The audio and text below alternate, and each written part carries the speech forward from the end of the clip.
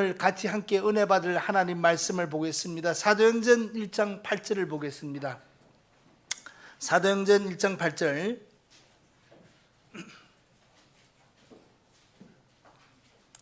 사도행전 1장 8절을 봅니다.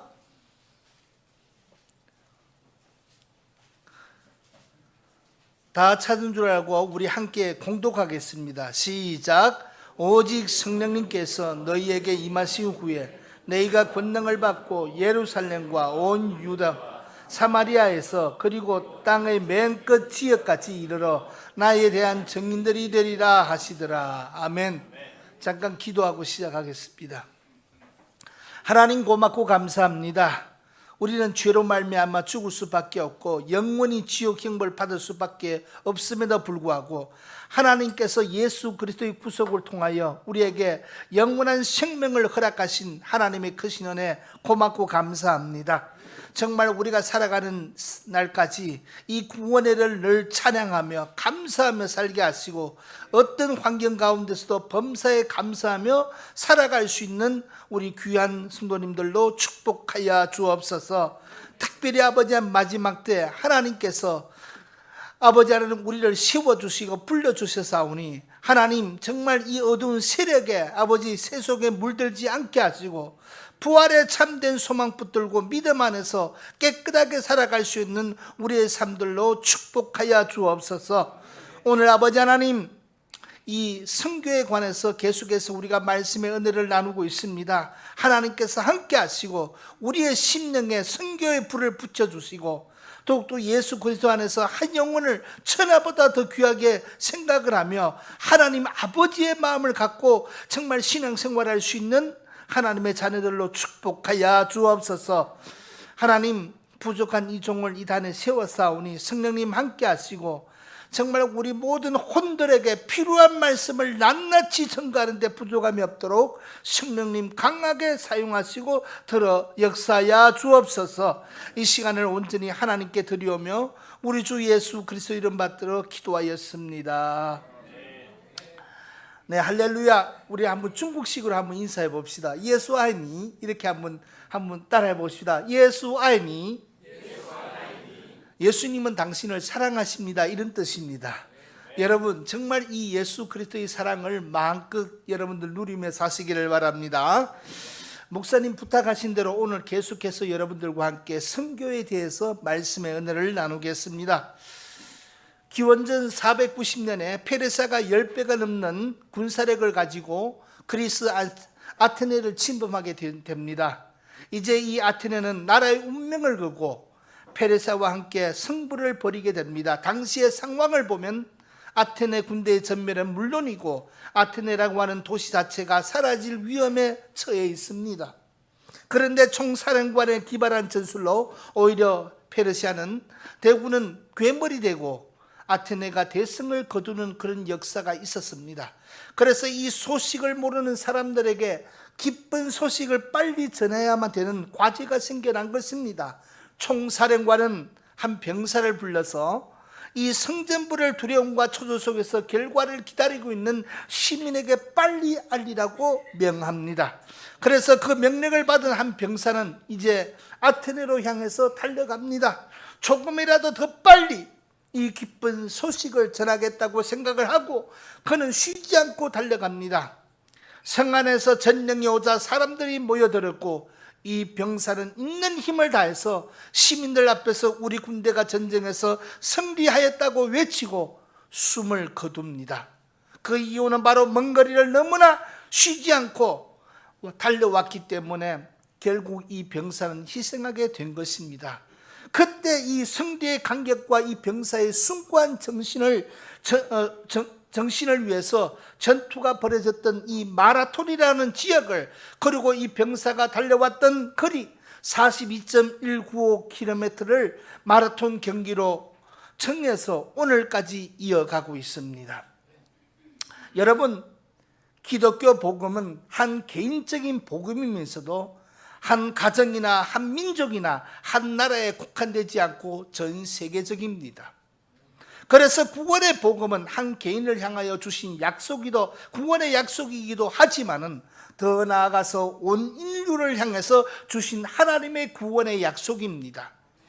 이러한 복음의 구조는 우리가 복음을 이해하는 데 아주 중요한 주제이기 때문에 우리는 복음의 이야기 속에서 전 세계 전체의 역사를 인식해야 하고, 또 나 자신의 한평생의 삶도 이 복음 안에서 해석이 되어져야 합니다. 그리고 복음의 생명은 바로 전도고, 복음의 생명은 또한 선교입니다. 그래서 선교를 이해하기 전에는 복음을 이해하지 못한다는 말이 있습니다. 그것은 우리가 실제로 접하고 실제로 경험하기 전에 가지고 있는 여러 지식이라든지 내가 가지고 있는 여러 상식들은 알고 있는 것 같지만은 내가 경험하기 전에는 어디까지나 지식으로 소유할 뿐입니다. 이와 같이 선교를 이해하기 전에는 복음을 이해하는 것이 아니라는 이 말이 공감이 됩니다. 그 이유는 선교란 복음을 전하기 위한 목적을 갖고 있기 때문에 한 인생의 삶에도 그에게 복음이 전해지는 그 순간이 그 삶의 전부를 해석하는 주제가 되기 때문에 그렇습니다. 우리 주님은 3년 반의 공생의 기간을 통해서 이 세상에서 하나님 말씀을 전하셨습니다. 그리고 이 세상을 떠나기 전에 성령이 오시면 너에게 특별히 2가지 사역을 하게 될 것이라고 말씀하고 있는데, 그 첫 번째가 바로 뭐냐 하면 내가 너희들에게 한 말을 너희가 깨닫게 될 것이고, 그리고 그 깨달은 말씀을 믿게 될 것이라는 약속입니다.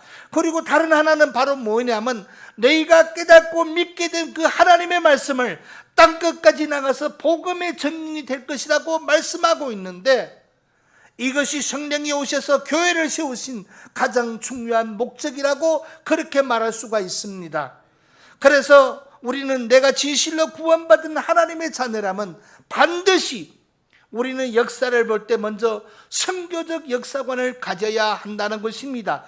그 이유는 인류 역사의 히스토리는 선교로 완성이 된다고 주님이 친히 말씀하셨기 때문에 그렇습니다.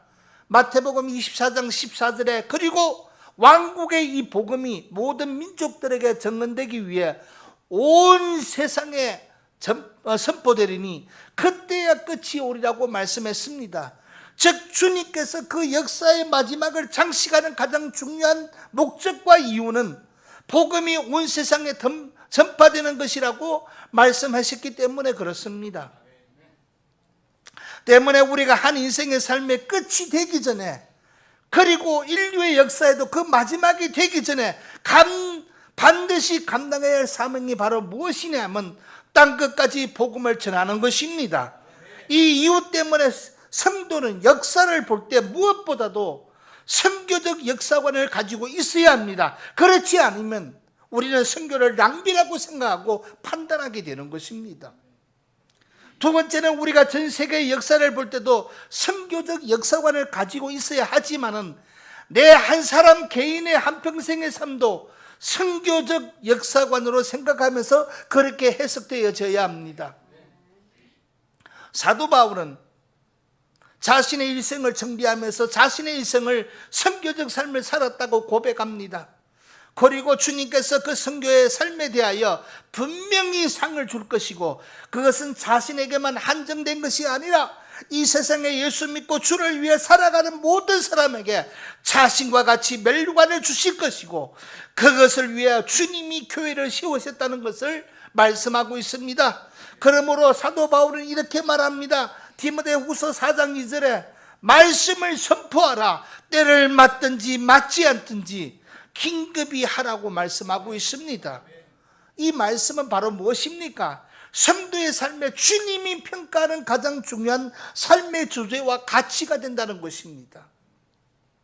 여러분, 이 세상에 살면서 정말 우리 인생이 인생답게 정말 가치 있게 살아가는 삶이가 무엇일까요? 사도 바울처럼 여러분 선교적으로 이 관심을 가지고 한 영혼이 천하보다 더 귀하다는 걸 생각하고 복음을 전하고 살아가는 것이 바로 여러분 우리의 삶을 가장 아름답게 가장 가치 있게 살아가는 것입니다. 그리고 오늘 성경 말씀의 주제 가운데 가장 중요한 주제는 세 번째인데요, 성경 전체를 해석함에 있어서 선교적인 관점을 가지고 성경을 해석해야만이 성경이 해석이 되고 그리고 그 답을 얻을 수 있는 것입니다. 왜냐하면 복음이 살아있다는 것은 지식이나 우리가 가지고 있는 생각이나 어떤 조직을 통해서 느낄 수 있는 것이 아니라 성교를 통해서 비로소 자신에게 깊이 경험되기 때문에 그렇습니다. 그러므로 오늘 교회는 반드시 성교적 인식을 가져야 합니다. 성경은 하나님이 인간을 구원하시기 위해서 찾아오신 사실을 기록하고 있는 말씀입니다. 그래서 우리가 성경을 볼 때 성교적 시각에서 성경을 보아야 한다는 것입니다. 그러니까 성경의 모든 구원의 이야기는 찾아오시는 하나님의 이야기입니다. 하나님은 인간을 만드시고 인간이 타락한 후에 정말 타락한 인간을 아담을 찾아오셨고, 예수님은 말씀이 육신이 되어 우리 가운데 찾아오셨고, 성령님이 오셔서 교회를 세우시고 그 교회를 통하여 복음을 땅끝까지 전하게 하셨고, 그리고 재림 때 우리 주님께서 다시 찾아오심으로써 하나님이 인간을 찾으시는 이 놀라운 비밀을 전도와 선교라고 하는 방법을 통해서 이 땅에 나타나고 있다는 것을 말씀하고 있습니다. 그래서 성경적인 선교는 근본적으로 교회가 하는 활동이라는 보다도 하나님이 활동하는 모습이라고 말씀드리고 싶습니다.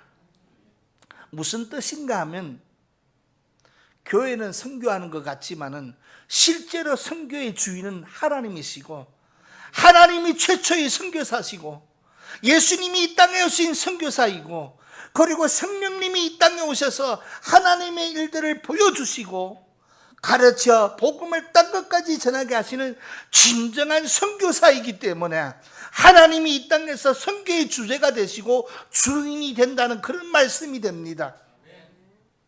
여러분, 우리는 사람이 하는 일의 결과를 보면서, 아니면 사람이 들려주는 그 여러 가지 이야기를 통해서 본질을 깨달으려 하고 본질에 대한 답이 있다고 생각을 하지만은 이것은 잘못된 생각입니다. 이 말은 사람의 행위가 나쁘다는 말이 아닙니다. 사람의 행위가 거룩할 수도 있고 순교할 수도 있고 많은 일들을 할 수도 있고 대단한 일을 할 수도 있지만은 사람의 이야기는 근본적인 답이 아닙니다. 오직 하나님 말씀만이 모든 주제의 근본적인 답을 갖고 있다는 걸 저와 여러분들이 아셔야 합니다. 그래서 여러분들이 앞으로 선교를 대할 때 선교의 현장마다 나타나는 수많은 선교에 대한 이야기가 있고, 그리고 그 소중한 장면들은 정말 귀하고 복된 열매들이지만은 진정한 선교의 원리, 그리고 진정한 선교의 답은 하나님 말씀 속에 있다는 걸 여러분 꼭 기억하시기를 바랍니다. 여러분, 우리가 살아가는 삶의 모든 문제도, 우리의 삶의 모든 과정 속에도 어느 정도 그 답이 보여줄 수는 있겠지만은 확실하고 분명한 것은 하나님 말씀이어야 한다는 것입니다. 존 스토턴 목사님은 선교에 대해서 이렇게 정리를 내렸습니다. 선교는 하나님의 마음을 인간의 마음에 전달하는 것이고, 선교는 하나님이 인류를 향해서 복음을 주시기 때문에 우리가 살아계신 하나님을 찬양할 때 그 하나님이 어떤 하나님으로 우리에게 인지되어야 하느냐 하면 선교하는 하나님으로 인지해야 현재 살아계신 하나님을 만날 수 있다고 말씀하고 있습니다. 그러므로 여러분, 모든 선교의 뿌리는 우리의 경험을 나누는 것이 아니고 내 지식을 나누는 것이 아니고 내 사랑을 주는 것이 아니라 하나님의 구원과 사랑을 그들에게 전해야 되기 때문에 결국은 답은 우리에게 있는 것이 아니라 하나님께 있다, 그렇게 말씀을 드릴 수가 있습니다. 그래서 오늘 우리가 보고 듣고 전했던 선교 현장이나 전도 현장이 중요한 것은 아버지 하나님과 아들 예수님과 성령님이 인간 가운데 오셔서 중요한 선교적 사명을 감당하셨기 때문에 그렇다는 것입니다. 왜 우리가 하는 일이 중요합니까? 이 속에는 바로 삼위일체 하나님의 그 역사가 들어있기 때문에 그렇다는 것입니다. 그리고 하나님은 하나님이 하신 선교의 일을 증언하기 위해서, 보여주기 위해서 지역 교회를 세우셨고 저와 여러분들을 부르셨다는 사실을 꼭 기억하시기를 바랍니다. 여러분, 교회의 역사를 보면 하나님이 교회를 대하는 중요한 기준이 있는데, 그것은 바로 뭐냐 하면 선교하지 않는 교회는 하나님 앞에서 교회적 의미와 사명을 잃어버린 교회라고 성경은 말씀하고 있습니다.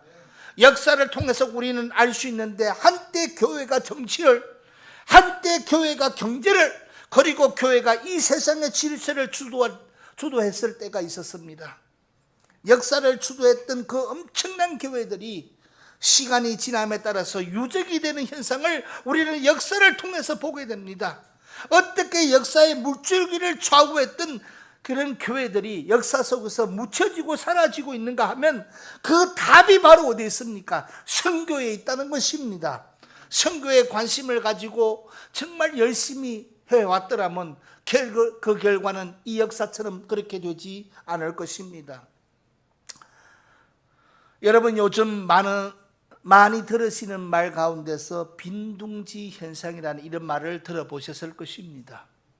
빈둥지 현상이란 말은 새들이 새끼를 낳기 위해서 둥지를 만듭니다. 그 약한 몸으로 그 둥지를 만드는데 얼마나 심려를 기울인지 모릅니다. 독수리나 종달새 같이 이런 새들도 열심히 둥지를 만듭니다. 그런데 새끼가 부화가 되고 자라면 새들은 미련 없이 그 둥지를 버립니다. 아무리 좋은 둥지를 만들었지만은 미련스럽게 그것을 소유하려고 하지 않는다는 얘기입니다. 새끼가 있는 동안에는 둥지를 쌓고 고치고 수없는 노력을 하면서도 새끼가 부화가 되고 날아가 버리면 그 둥지는 그의 빈둥지가 되는 것입니다. 이것을 바로 빈둥지 현상이라고 말씀합니다. 요즘 우리 모든 가정들이 이 빈둥지 현상이 되어가고 있다는 것입니다. 집을 짓고 열심히 자기 둥지를 가꾸는데 어느 날 자녀가 다 자라서 시집 장가를 가서 떠나버리면 그 집은 그야말로 빈둥지처럼 느낍니다. 집이라고 하는 것은 자식이 있고 그리고 가족이 함께 있을 때 집이 의미가 해석이 되고, 가족이 떠나가면 그 집은 텅 비어 보인다는 것입니다. 그런데 말입니다. 지금 저는 우리 모든 삶이 뭔가 이 빈둥지 같은 이런 느낌이 듭니다. 물론 자녀를 많이 생산하지 않아서 이런 현상도 생기지만은 분명한 것은 이 시대에도 그리스도의 거룩한 정인이 되어서 하나님의 복음을 전가하는 교회와 개인과 국가는 하나님이 그 둥지를 통해서 놀라운 구원의 역사를 이루게 될 줄로 믿습니다. 여러분, 사람의 생명을 대신하는 것은 생명밖에 없습니다. 우리 몸이라고 하는 것은 물론 돈도 필요하고 물질도 필요하고 명예도 필요합니다. 그러나 어떤 것도 생명을 대신할 수가 없습니다. 그래서 사람은 자녀의 생명을 통해서 내 생명이 번성하고 내 생명이 풍성해지고 내 생명이 보존이 되는 것입니다. 근데 참 재미있는 이야기인데요, 여러분, 이 다람쥐가 겨울에 먹으려고 도토리를 감추고 숨겨놓는데 하나님은 이 다람쥐 머리를 약간 부족하게 만들어서 70%는 못 찾는다고 합니다. 그러면 이 다람쥐가 70%를 왜 못 찾을까요? 그 이유는 하나님이 다람쥐의 그 본능을 통해서 이 땅에 70%의 씨를 심으시는 것입니다. 아멘. 그리고 씨앗은 먹는 과일 속에 있지만 먹어도 잘 소화가 되지 않습니다. 그래서 동물이나 새들이 그것을 먹고도 소화가 되는 것이 아니라 볼일을 보면 그 자리는 다 씨앗이 심겨지는 것입니다. 어떤 씨앗도 그렇게 소화력이 좋은 코끼리도 씨앗은 소화를 못 시킨다는 거예요. 어떤 것도 씨앗을 그렇게 쉽게 소화할 수가 없는 것입니다. 여러분, 이 말은 무슨 말입니까? 생명은 그렇게 보존되도록 하나님이 생명의 보존의 방식을 그 씨앗 속에 두셨고, 그 씨앗은 그런 권세와 능력이 있는 줄 믿습니다. 그러면 여러분, 인생에게 들어진 씨앗이 도대체 무엇입니까? 내가 받은 바 나를 구원한 씨앗이 무엇입니까? 그것은 뭐나 하도 바로 하나님의 말씀입니다.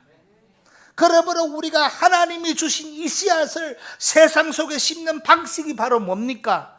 전도와 선교입니다. 저는 우리가 섬기는 모든 교회가 앞으로 정말 관심을 가져야 할 것은 정치나 경제나 다른 사람의 삶, 그리고 우리의 육신의 삶을 위한 어떤 관심이 아니라 우리가 받은 이 구원의 복음을 우리 이웃에게 그리고 땅끝까지 전가하는 이런 성도가 되시기를 주의 이름으로 부탁을 드립니다.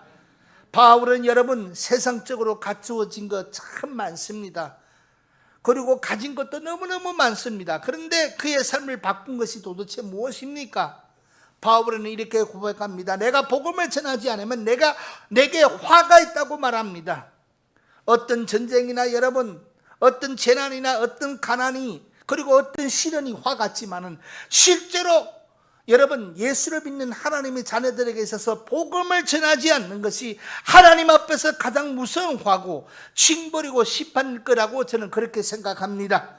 그래서 사도 바울이 사도행전 20장 26절에 이렇게 고백합니다. 나는 모든 사람의 피로부터 내가 깨끗하다고 말합니다. 이 말씀을 쉽게 풀이하면 뭡니까? 만나는 사람마다 다 복음을 전했다는 그런 말씀입니다. 여러분 빈둥지는 아무리 대단하고 크다 할지라도 그 속에 생명이 있을 때 둥지의 의미와 가치가 있는 것입니다. 저는 우리 서울 제일침례교회가 빈둥지가 되지 않기 위해서 전도자의 자세로 살아야 하고 전도와 선교하는 일에 늘 깨어 있고 최선을 다할 때 하나님이 이 교회를 통해서 하나님의 구원의 은혜와 축복을 주실 줄 믿습니다. 말씀을 맺겠습니다.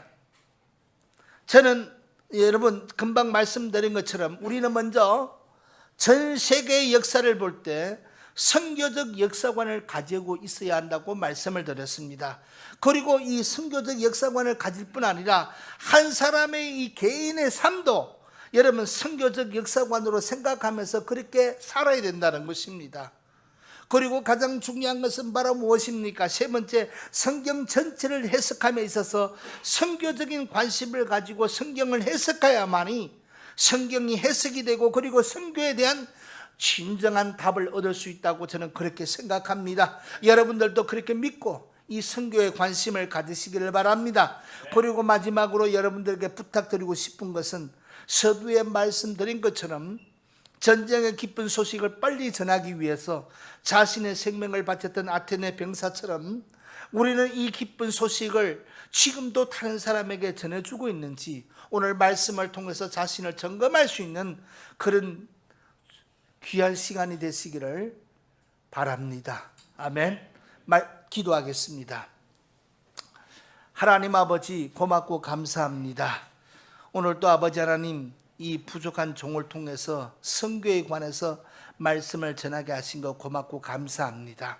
아버지 하나님 우리는 먼저 전 세계의 역사를 볼 때도 선교적 역사관을 가지고 있어야 할 뿐 아니라 우리 한 개개인의 한평생의 모든 삶도 선교의 역사관으로 생각하면서 정말 선교와 전도에 관심을 가지고 최선을 다할 수 있도록 축복하여 주옵소서. 그리고 성경 전체를 해석함에 있어서 선교적인 관심을 가지고 성경을 해석하고 성경을 전할 수 있는 하나님의 귀한 자녀들로 축복하시고 정말 사도 바울처럼 나는 모든 사람들 만나는 사람마다 다 복음을 전한 것처럼 우리도 그렇게 될 수 있도록 은혜를 더하여 주옵소서. 모든 걸 하나님께 감사드리며 우리 주 예수 그리스도 이름 받들어 기도하였습니다.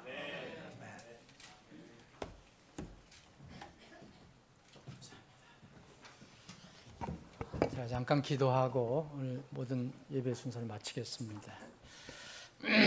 아버지 하나님, 오늘 선교 전도의 달, 저희들이 마지막 주일을 맞이해서 주님께서 세워주신 종을 통해서 다시 한번 우리 성도들에게, 교회에게 주신 사명을 상기해 볼 수 있는 귀한 기회를 주신 것 다시 한번 감사드립니다.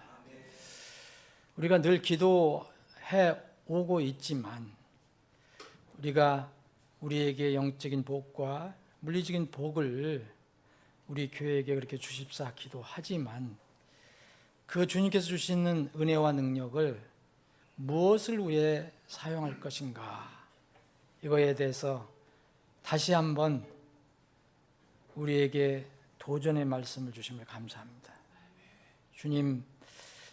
주님이 오신다고 하는 그 때가 너무 가깝다고 이구동성으로 얘기하지만 그렇게 말하는 사람들조차 마지막 때를 준비하지 않고 여전히 세상 속에서 살아가고 있음을 봅니다. 때로는 그 사람들 속에 우리도 있음을 보게 됩니다. 주님, 우리의 그 믿음의 양심을 더 일깨워 주셔서 주님, 우리가 모든 사람에게 그 피해에 대해서 깨끗하다라고 당당하게 선포했던 사도 바울처럼 우리도 주님 앞에서 그러한 고백을 할 수 있는 성도들과 교회가 되게 해 주시옵소서. 수원 지역에서 새롭게 교회를 시작하신 선교전도를 시작하시는 우리 민 선교사님 지켜주시고 또 그 사역을 주님께서 복을 내려 주셔서 많은 혼들이 그 사역을 통해서 새 생명을 얻게 해 주시기를 원합니다. 특별히 아무것도 모르고 있는 이 중국 동포, 조선족 동포들에게 복음이 잘 전해져서 저들이 한국에 와서 살 때 가장 큰 선물을 받을 수 있게 해 주시옵소서. 계속해서 우리가 기도 안에서 서로 교통하고 격려하는 그런 우리 교회들이 되게 해 주시옵소서. 거룩하신 예수님의 이름으로 감사하며 기도합니다. 아멘.